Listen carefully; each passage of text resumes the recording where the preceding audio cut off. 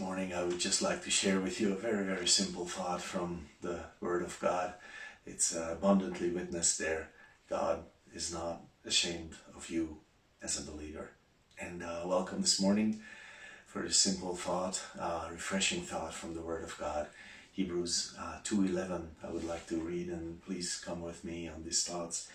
For both he that sanctifies and they who are sanctified are all of one, for which cause he is not ashamed to call them brethren. Okay, maybe that's a little confusing this early morning, but it's talking about Jesus and you and me. We are the ones who are sanctified, and Jesus is the one who sanctified us. This is later attested in Hebrews 10 and many other places, but right now just say that. Okay, so it says that we are all from one, and then it says, therefore he's not ashamed to call them brethren. Jesus is not ashamed to call you brother or sister today. He doesn't have a problem with it. Maybe you look in the mirror this morning, you remember what you did yesterday, or what you did the last year, or how you have backslidden or something, and you have problems with that. And of course that's not great. Nobody's happy when we do that, especially ourselves. But Jesus is not ashamed of you. You look in the mirror, maybe you are. He is not ashamed of you as a believer. He's not ashamed of you. That's amazing to think, isn't it? I just haven't. It just stirs my heart. It just gives me such joy. Jesus is not ashamed of us. He's not ashamed to call us brethren. He says, yeah, that's my brother. I'm not ashamed of that. I would say, wow, how do you do that? But let's just read on, because it doesn't end there.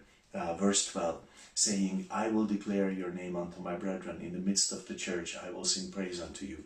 That he says, these are quotes from the Old Testament, and basically it's saying that Jesus's heart is this. He comes into our assembly, and there is worship there, and he doesn't have a problem being part of that. He doesn't have a problem lifting up God in our fellowship in our midst. When we open the Bible, when a worthless, useless sinner like me as a preacher opens the Bible, Jesus is not troubled by coming there and creating worship there.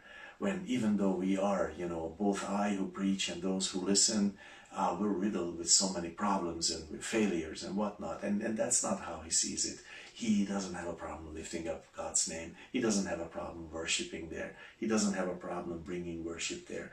Let's just read verse 13, how far this not ashamed actually goes.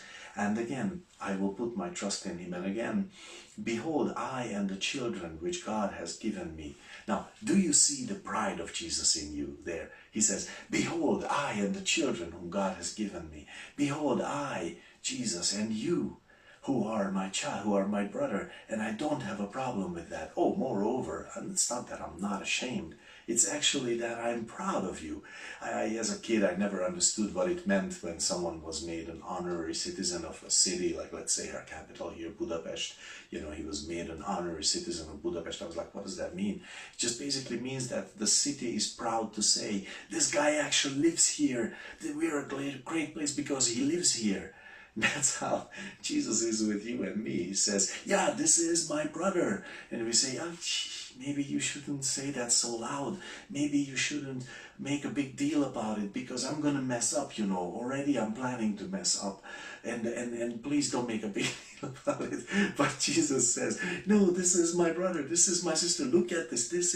These are my beloved. And I don't have a problem saying that. It's like in John 15:15 when he said, you are my friends.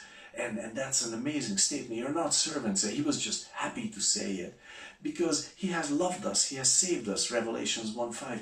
And he has given, that love doesn't allow him to be ashamed of us, but he rejoices in that we are his. And he even goes beyond this in John 17:10, when he says, Father, who are yours are mine. And listen, I am glorified in them. Wow. That's like Jesus.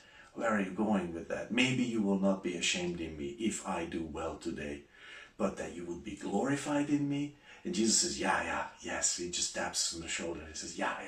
It's going to be great. I love you. I'm proud of you. I'm not ashamed of you. I'm happy to bring worship into your life. I don't have a problem with this. Don't you have a problem with it? And just think about that also. as we are receiving that about ourselves, it also gives us the openness to look at our brothers and sisters who are failing. Maybe we are not on the same doctrinal stance.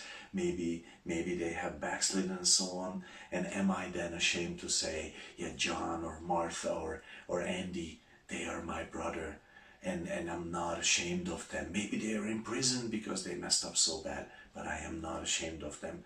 Or am I not thinking with the heart of Christ? Just this simple thought.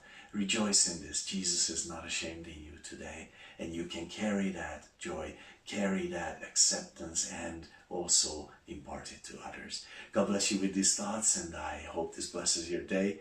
Hope to see you soon again.